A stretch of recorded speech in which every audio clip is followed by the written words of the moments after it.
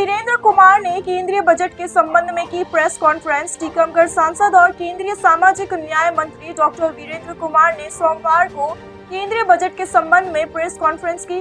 उन्होंने मोदी सरकार की उपलब्धियां गिनाई, साथ ही कहा कि आगामी लोकसभा चुनाव में भाजपा के 370 सांसद जीतेंगे। इसके अलावा एनडीए के मिलाकर इस बार 400 से ज्यादा सीटों के साथ नरेंद्र मोदी लगातार तीसरी बार प्रधानमंत्री बनेंगे।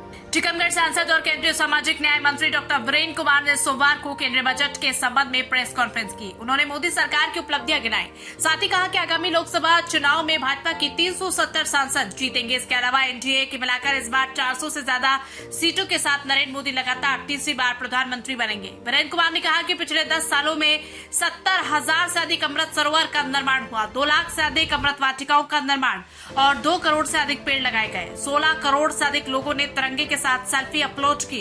बिरसा मुंडा की जयंती जनजातीय गौरव दिवस के रूप में मनाई जा रही है। एशियाई खेलों में भारत ने 100 से अधिक पदक जीते। पैरा एशियाई खेलों में भी भारत को 100 से अधिक पदक मिले। देश को वंदे भारत और अमृत भारत जैसी आधुनिक ट्रेनों की सौगात दी।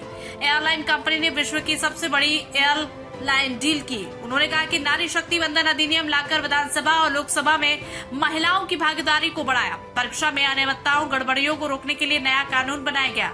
76 अन्य पुराने कानूनों को भी हटाया गया। जम्मू कश्मीर से आर्टिकल 370 हटाई और 3 तलाक के खिलाफ कड़ा कानून बनाया। प्रचंड बहुमत के साथ सरकार बनाएंगे मोदी। केंद्रीय मंत्री डॉक्टर वीरेंद्र कुमार ने कहा कि आगामी लोकसभा चुनाव में प्रधानमंत्री नरेंद्र मोदी लगातार तीसरी बार देश के प्रधानमंत्री बनेंगे। भाजपा के 370 और एनडीए के मिलाकर 400 से ज्यादा सांसद जीतेंगे। उन्होंने कहा कि प्रधानमंत्री मोदी देश को विकसित और समृद्ध राष्ट्र बनाने की सोच के साथ काम कर रहे हैं। चाणक्य न्यूज इंडिया के लिए कविन पटेरिया की रिपोर्ट। कानून पारित करके हमारे मुस्लिम समाज की बहनों को उनको न्याय दिलाने की पहल आदरणीय प्रधानमंत्री जी के द्वारा की गई और पाकिस्तान, बांग्लादेश, अफगानिस्तान इन स्थानों पर जब वहां से शरणार्थी हमारे देश में आते थे तो यहाँ आने के बाद उनको नागरिकता प्राप्त नहीं हो पाती थी। वर्षों से वो इस बात के लिए भटक रहे थे। शरणार्थियों के लिए नया उनको यहाँ की नागरिकता दिलाने के लिए नया कानून बनाया गया। अब पाकिस्तान, बांग्लादेश, अफगानिस्तान से कोई हिंदू, सिख, बौद्ध, जैन आता है तो उसको यहाँ पर नागरिकता भी मिल रही है। और जब नागरिकता उनको नहीं मिलती थी तो वो यहाँ पर संपत्ति नहीं खरीद पाते थे, वो अपने बच्चों को स्कूलों में एडमिशन नहीं दिला पाते थे। उनके साथ अगर कहीं कोई अत्याचार होता तो वो थाने में जाकर रिपोर्ट भी नहीं कर पाते थे। सेना के द्वारा बड़े लंबे समय से 1 रैंक 1 पेंशन की मांग की जा रही थी।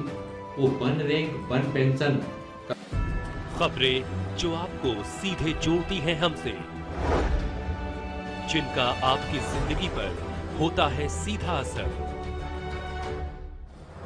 खबरों की वही तस्वीर,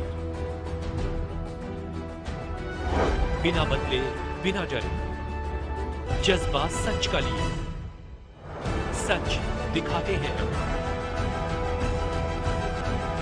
चाणक्य न्यूज इंडिया, हम हैं हिंदुस्तानी।